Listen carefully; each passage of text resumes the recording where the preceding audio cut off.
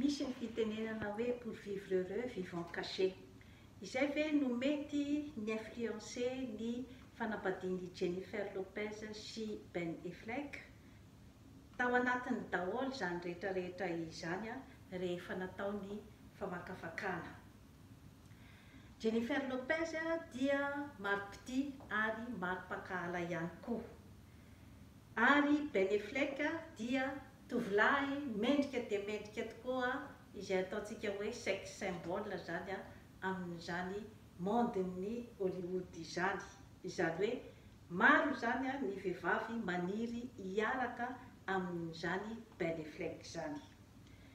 Zany rehetrarehetra izany dia mety ny famahofao tao anatin'ny fisarahampanambadian'ny roa tota, satria dia nanana an'izay hoe tendance izay zany Jennifer Lopez abideradera eranio zany ny fifankatiavan'izy roa. Ataontsika hoe nandritran'izay roa taona zay dia naseho foana ny vakansy rehetra izay natao tany amin'ireo toerana maro dia maro toy ny Paris, tany Fransa, Espagne, Italie, dia nampiseho an'izany atao hoe fahasambarana sy fifankatiavana izany i Jennifer Lopez. Tsy tian'ny Ben Affleck nefa izay zavatra izay ary efa noteneniny hoe tsaratsara raha ohatra ka mba discrètement zany no iainantsika zany ny fifankatiavantsika.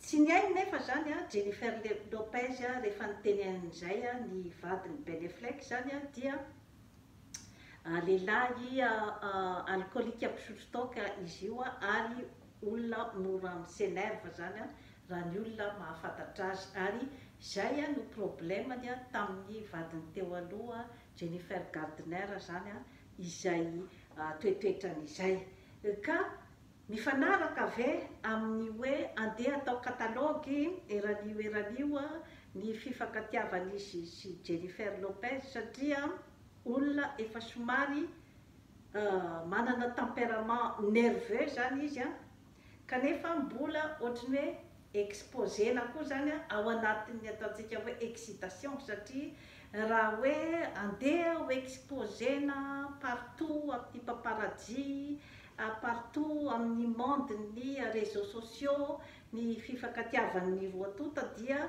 raha ohatra tokoa olona somary izay hoe taitaibomble zany mety mbola amoa fo an'izay hoe toetra taitaitra ao amin'izay zany dia nivadika fifandonana zany ny fifankatiavana, satria rehefa nandeha ny fotoana dia leo zany Ben Affleck amin'ilay affichage partout. Ny tanjon'ny Jennifer Lopez nefa zany dia ny hoe anao karazana expérience zany manapirofo ny tena fitiavana, ny passion eo amin'ny roa tota. Rehefa atao zany ny fehiny zany zavatra rehetrarehetra izany dia ny hoe misy ny karazana tsy fahamatorana zany tao anatin'ilay fifankatiavana. Raha ny hoe tsy azo tsaraina zany Jennifer Lopez teo amin'ny fitiavana, satria tena tiany tokoa, tena lehilahy tiany tokoa Ben Affleck, fa misy tsy fitandremana zany tao anatin'izay zavatra rehetrarehetra izay, satria efa nisy zany ilay karazana antécédent hoe ny ray aman-dreniny Ben Affleck, ny reniny Ben Affleck zany tsy nankasitraka any Jennifer Lopez nefa nankasitraka zany any Jennifer Gardner.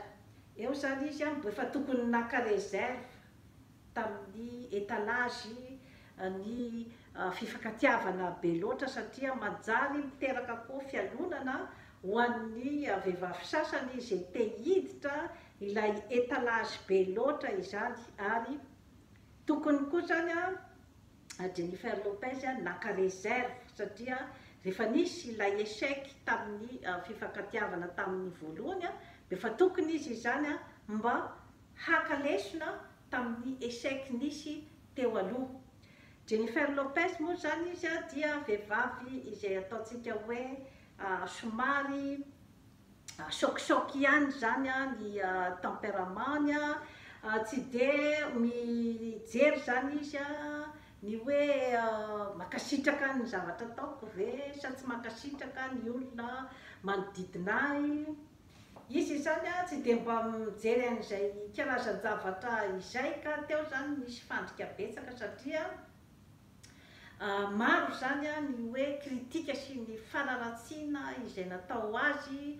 Ny vadiny Ben Affleck taloha koa zany Jennifer Gardner koa zany dia tao amin'ny réseaux sociaux dia nandefa karazana fanaratsiana betsaka zany any Jennifer Lopez. Zany rehetrarehetra izany zany no mety ny famaofao zany tao anatin'ny fifankatiavan'ny zareo ka dia rava tamin'ny fotoana fohy zany ny fiarahana. Ary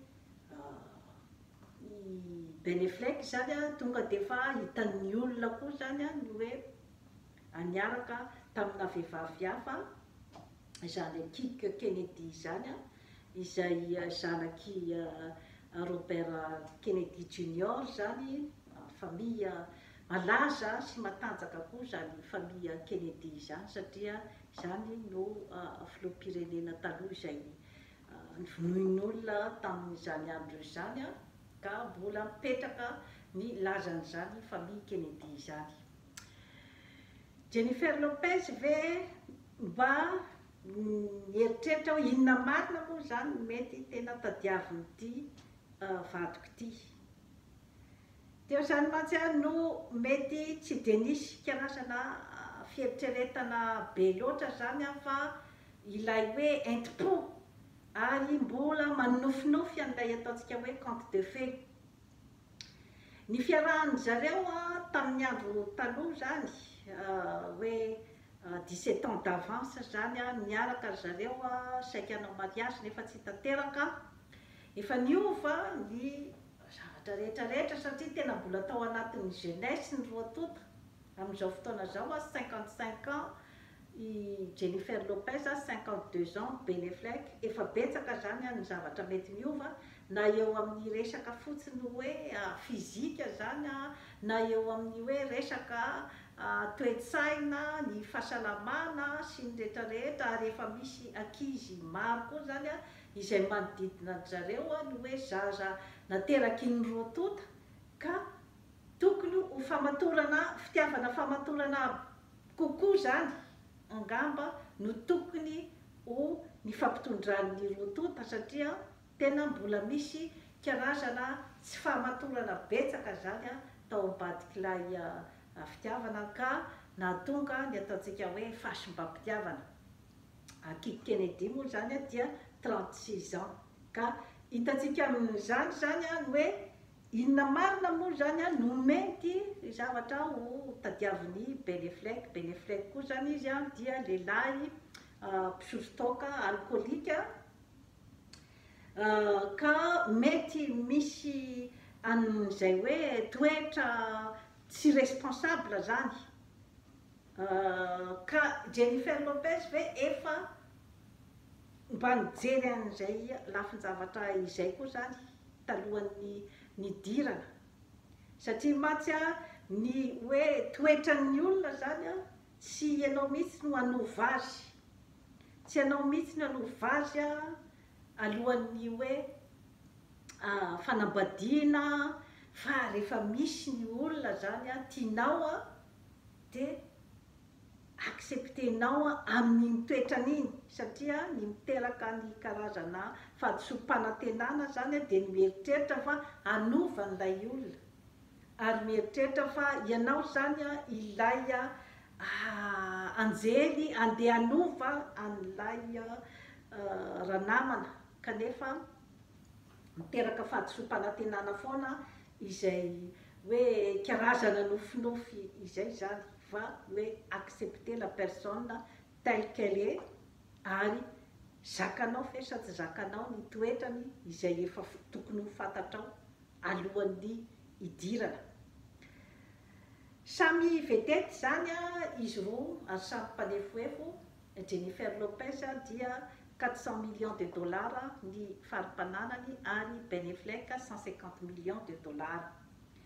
Misy problème koa zany taorian'ny divorce satria tsy nisy namariparitra ny farim-pananany zany ry zareo rehefa diditra, satria mety nanantena ny hoe tsy saraka. Izy moa hoe olona hoe voahiditra dia efa hieritreritra fisarahana moa, fa izay lafin'izay zany dia misy mifampidipiditra be zany ny farim-pananany ry zareo. Efa samby mitokana ny trano moa zany zareo fa tsy miaraka mipetraka intsony, ary novarotana ny trano 55 millions de dollars izay nividin'ny couple izany. Misy moa zany ny siosion-dresaka ny amin'ny hoe mbola nidéposena fotsiny ny divorce zany Jennifer Lopez no nidéposé azy, fa mbola tsy signé, ka tsy fantatra zany ny mety ho tohin'ny tantara, fa mbola hitan'ny olona koa zany nandeha niaraka zareo zany niaraka tamin'ny ankizy ny zanany roa tota zany, fa zany hoe tsy nanao an'ilay scène ny mpifankatia mifanorokoroka eranio, ka dia izay zany no azo natolotra momban'ny tantaran'ny Jennifer Lopez sy Beneflek, izay mampieritreritra dia mampieritreritra tokoa. Tsy afaka atolakitsika ny amin'ny hoe ireo vedety ireo ange olona misamboamboana, tsy manaja tokantrano zany, tsy manaja fitiavana.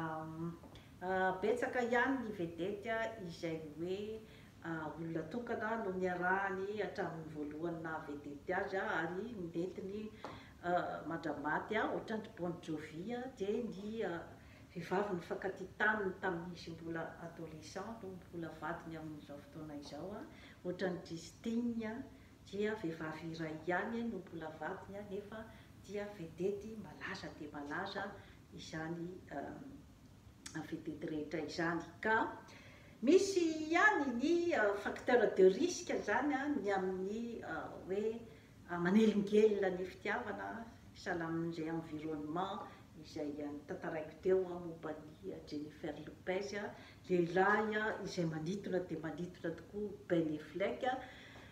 Tokony mba nitandrina ihany izy zany tamin'ny hoe fitondrany an'ilay fitiavana, satria manjary miteraka ohatrany hoe fitsiriritana, ary maro koa ny nanenjika azy, maro ihany koa ny manenjika an'izany Jennifer Lopez zany ny resaka caractère hoe miavonavona, ny mpiasa zany izay olona miasa ao aminy zany dia maltraiteny zany daholo moa zany no tsy liatsofina re. Ary ny zavatra nampalahelo koa zany rehefa hanao spectacle izy zany tany États-Unis, dia vitsy dia vitsy zany ny billet lafo, ny boycotten'ny Amerikana zany ny spectacle-ny dia nofoanana. Ka rehefa vedety zany mba mila mieritreritra ihany koa ny hoe maka ny fon'ny publika, fa tsy dia hoe fary fotsiny hoe mampidera ny bika aman'endrika sy ny fananana sy ny fitiavana, fa miditra betsaka zany ny eo amin'ny fikojana ny saina, ny vatana ary ny fanahy.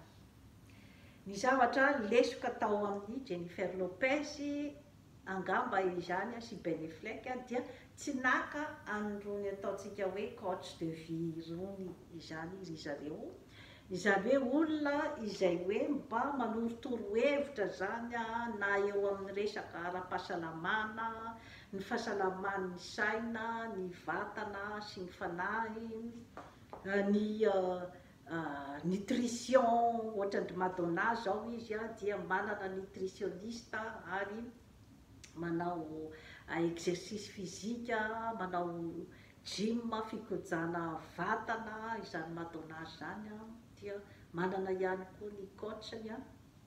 Jennifer Lopez aloha izy zany a mba mihetsiketsika eo amin'ny resaka hoe fanatsarana ny vatana satria dia tena tsy niova mihitsy ny vatany amin'izany hoe 55 ans izy zany a fa dia mampanirin'iry zany a ny tovovavy sahala amin'ny hoe izy tamin'ny mbola 20-30 ans zany a ny vatany efa zava-dehibe zay zavatrizay fa eo amin'ny resaka ara-tsaina sy ara-panahy angamba zany a no mety mila tosika kely zany a ny olona ohatran'ireny dia toy izay sy toy izay no azona tolotra anao an'io manaova abonnement amin'ny Jeanne Forest Santé aty Canada fa hanatsara ny fiainanao. Bye bye.